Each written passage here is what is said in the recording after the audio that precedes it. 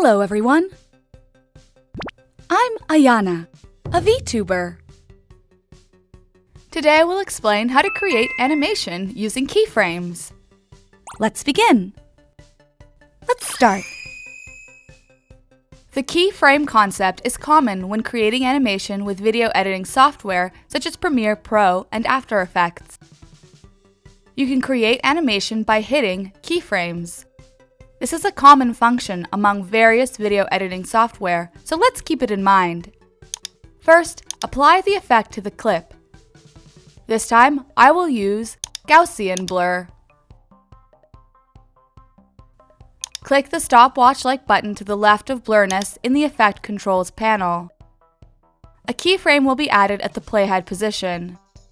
Move the playhead to a slightly advanced position. Change the blur value. The keyframe is automatically set. In the same way, move the playhead to a position slightly ahead of the previous one. Change the blur value. The keyframe is automatically set. I was able to create the keyframe in this way.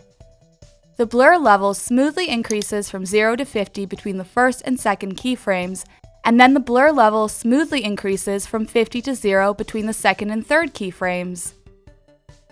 Now you have an animation using keyframes. How is everyone doing? Did you understand today's lecture? If you found today's lecture useful, please subscribe. If you have any requests, please let us know in the comments below.